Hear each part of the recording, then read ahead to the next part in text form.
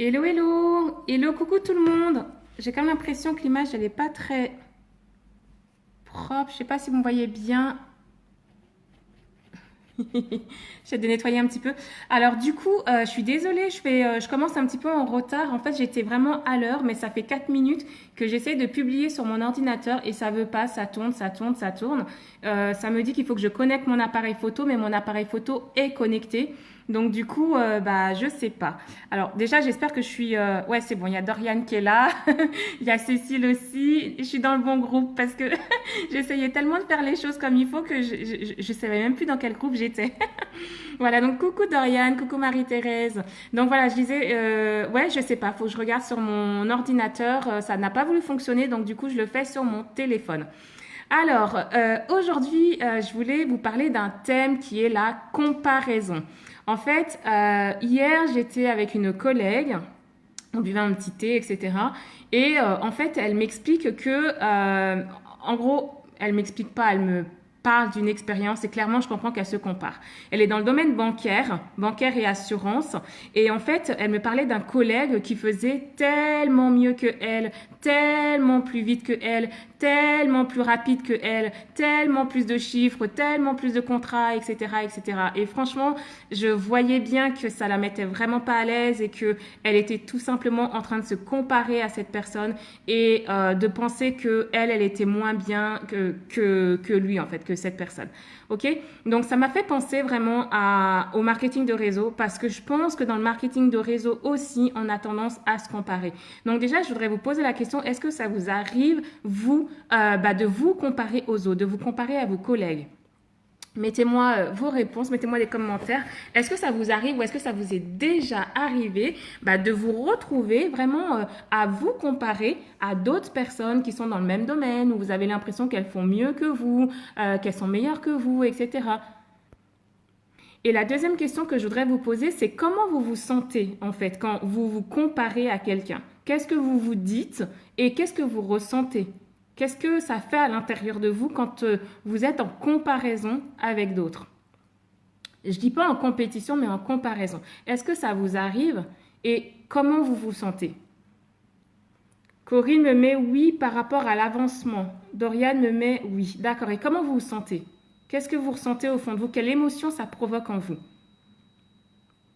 Marie-Thérèse me dit moi pas du tout, je préfère rester moi-même. Cécile me met oui, c'est certain. D'accord. Ok. Quelle émotion vous avez quand vous êtes en comparaison avec quelqu'un, vous voyez cette personne, elle fait partie de votre entourage ou pas, et vous avez l'impression qu'elle fait tout mieux que vous. Corinne, je me dis, je ne suis pas capable de faire. Ouais. Dorian, inférieur et je ne suis pas très bien. Hein, un sentiment d'infériorité. Le fait de se sentir incapable, du coup, ça fait perdre confiance en soi. Corinne, déception. Coucou Audrey. Ouais, tu te sens déçu. Tu te sens déçu Alors Corinne, t'as mis juste avant. Tu dis que t'es pas capable de faire et tu te sens déçu. Tu te sens déçu de toi, Corinne. Donc du coup, tu te remets en question peut-être. Coucou Audrey, je parlais du fait de se comparer et je demandais est-ce que ça vous arrive en fait vous de vous comparer à d'autres personnes. Personnellement, ça m'arrive. Encore le mois dernier, en fait, je suis tombée sur le site d'une personne, c'est un site internet et du coup franchement j'ai dit waouh quoi, mais le niveau il est super élevé et moi je sais pas faire ça. Enfin, je sais pas faire un site aussi beau, je sais pas faire quelque chose d'aussi visuel, je sais pas. C'était vraiment super beau dessus, tout était intéressant, il y avait plein d'articles et tout. Je dis mais waouh quoi, moi je suis toute petite quoi, je suis une petite minus à côté de ça. Et franchement, je me suis sentie, comme disait Dorian tout à l'heure, en sentiment d'infériorité. Et personnellement, oui, j'avoue, ça m'a vraiment fait perdre confiance en moi sur le coup. J'ai eu l'impression que je serais pas capable de faire la même chose. Ou même de faire mieux. On se sent vraiment tout petit. Enfin, moi, je me suis sentie toute petite et comme une débutante, en fait. Quelqu'un qui n'avait plus aucune capacité, qui avait plus aucune compétence, mais ça m'a miné le moral, mais d'un coup, quoi. C'était vraiment éclair le truc direct.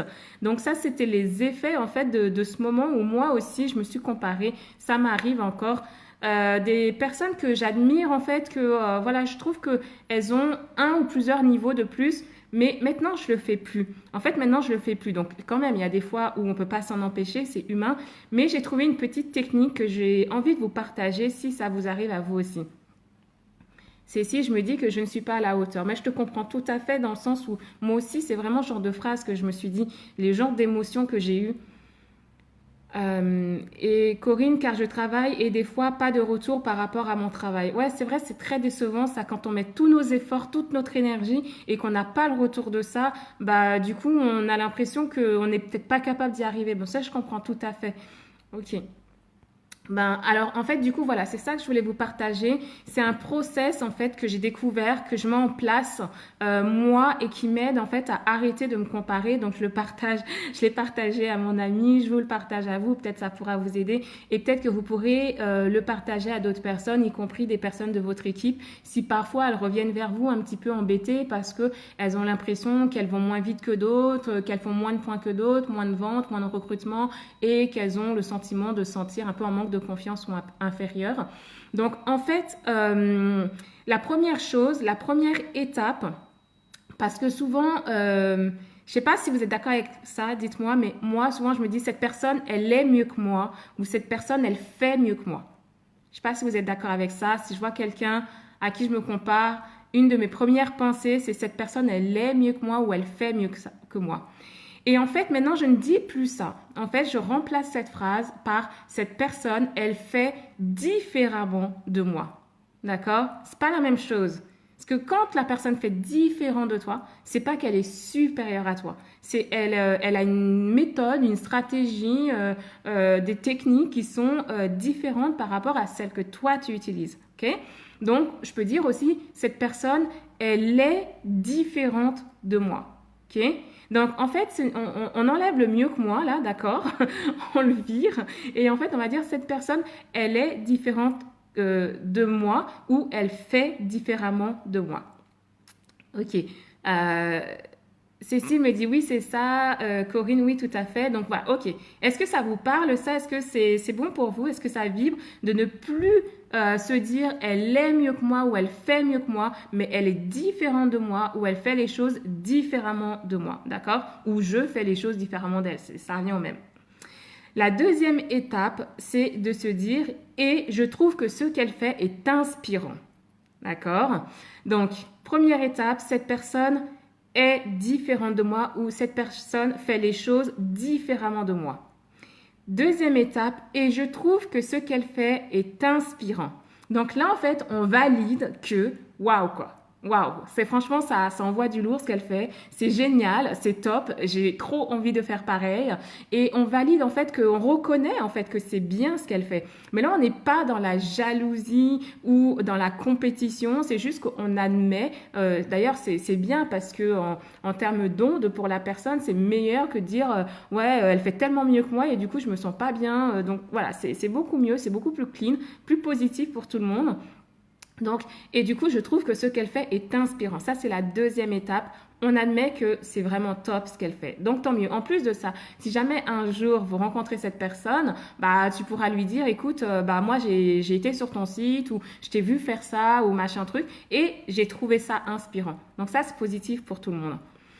Et la troisième étape donc, de ce process, la troisième étape, c'est de se dire, et du coup, comment est-ce que je peux adapter ça à ma personnalité? Ok? Et du coup, comment est-ce que je peux adapter ça à ma personnalité? Déjà, là, dans cette phrase, il y a plusieurs choses qui sont importantes. Ce n'est pas mais, genre mais je ne saurais jamais faire, mais j'y arriverai jamais, ou mais ça ne me correspond pas. Non. C'est et. Donc le et, ça veut dire qu'on va apporter une action supplémentaire, qu'on va de l'avant. Et du coup, comment je peux adapter ça? Là, on ne parle pas de copier, on ne parle pas de faire du plagiat, on ne parle pas de chercher à faire exactement la même chose, on parle de adapter, personnaliser. Et la dernière partie de cette phrase, c'est à ma personnalité. On en revient à ce qu'on disait au départ parce qu'on trouve que la personne est différente de nous ou qu'elle fait différemment de nous. Donc, ça veut dire qu'on a chacune notre personnalité. D'accord? Et on ne va pas chercher à faire la même chose exactement comme elle. On va pas chercher à devenir cette personne-là. On va chercher à s'inspirer, mais à adapter à notre personnalité, à notre identité. Et c'est là qu'on va se démarquer tout en profitant, entre guillemets, de la technique, l'idée, le conseil de cette personne qui nous a inspirés. Donc voilà le process que je mets en place maintenant quand moi aussi je suis humaine et des fois il y a des personnes que j'admire et je tombais, alors maintenant beaucoup moins, mais malgré tout le mois dernier ça me l'a encore fait. Comme quoi faut continuer à travailler sur soi. et du coup voilà le process que je mets en place maintenant. Cette personne fait des choses différentes de moi ou travaille différemment par rapport à moi. Et je trouve que ce qu'elle fait est inspirant. Et du coup, comment est-ce que je peux faire pour l'adapter à ma personnalité? Et franchement, je trouve qu'en agissant comme ça, on avance plus. Je trouve que c'est plus constructif. Ah, mais vous êtes vraiment nombreux. J'avais pas vu qu'il y avait autant de personnes. Coucou Maryse. Coucou Merci qui arrive maintenant. Mais il n'y a pas de souci, de toute façon, tu peux prendre en replay. Donc, j'ai pas dit pour les personnes qui prennent en replay, mettez replay, comme ça, je vois un petit peu qui était en direct et qui était en replay. En plus que sur mon téléphone, je vois même pas tout le monde. Donc, voilà. Mais ce que je disais, c'est que je trouve que c'est plus inspirant, en fait, de voir les choses comme ça. Ça nous permet, en fait, de ne pas nous rabaisser. D'admettre que la personne on apprécie ce qu'elle fait et en même temps de se dire moi aussi je peux faire mais je vais pas faire comme elle parce que je ne suis pas elle, donc ce qu'il faut c'est que j'adapte ça à ma personnalité. Donc quelque part ce n'est pas se comparer, c'est s'inspirer en fait. Stopper de vous comparer et commencer à vous inspirer. Je pense que quand on passe de l'un à l'autre, du coup, on est beaucoup plus en paix avec nous, on est beaucoup plus sereine et surtout, ça nous permet de passer à l'action parce que du coup, on a envie de voir ce que ça peut donner, de faire quelque chose de similaire, mais vraiment avec notre identité, notre ADN à nous. Voilà, donc dites-moi ce que vous en pensez de ces phrases, de ce process. Dites-moi ce que ça vous inspire. Dites-moi, est-ce que vous avez envie de le tester dans votre quotidien? Dites-moi, est-ce que vous avez envie de le partager à d'autres? Est-ce que ça vous semble facile à mettre en place? Je sais, je pose 15 000 questions à la fois, mais elles reviennent toutes à la même question.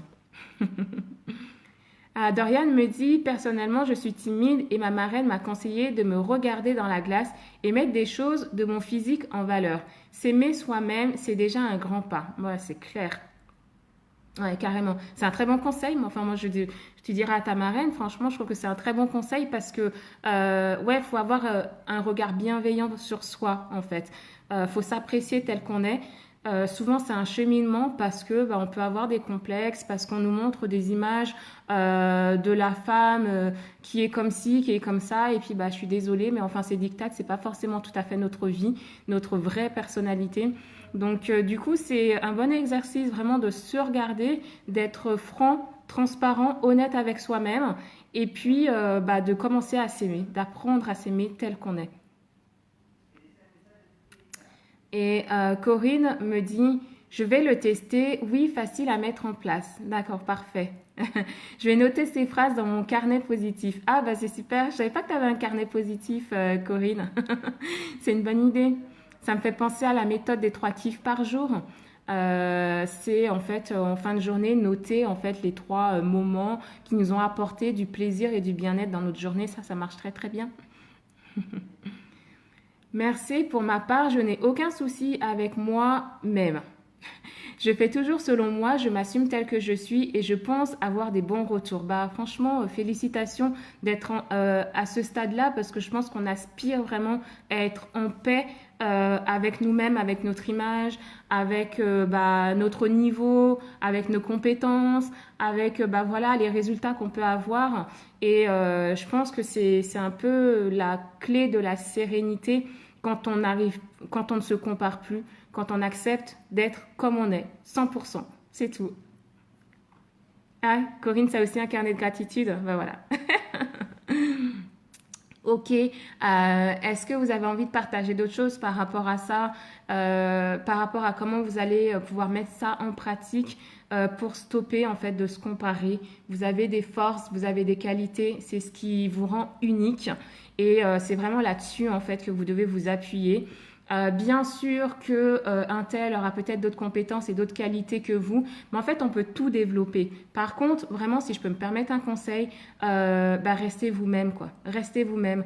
Modélisez, inspirez-vous, mais cherchez surtout pas à devenir comme machine, parce qu'en fait, machine ou machin, il montre une image, il montre une chose, vous les voyez dans un contexte. Et peut-être que en dehors de ce site que vous trouvez beau ou en dehors des résultats que la personne elle a dans le travail, là c'était en l'occurrence avec mon ami, quelqu'un qui signait beaucoup de contrats, etc. Peut-être que cette personne à côté de ça, c'est au détriment de sa vie de famille. Peut-être qu'à côté de ça, elle a des soucis de santé. Peut-être qu'à côté de ça, elle pleure le soir parce qu'il y a autre chose qui la préoccupe, d'accord? Mais ça, on peut pas savoir. Donc parfois même, on se compare vraiment juste à une représentation qu'on a figée comme ça. On s'imagine que la personne, c'est tout le temps comme ça, sa vie. C'est tout le temps au top, c'est tout le temps beau, etc. Mais c'est pas le cas.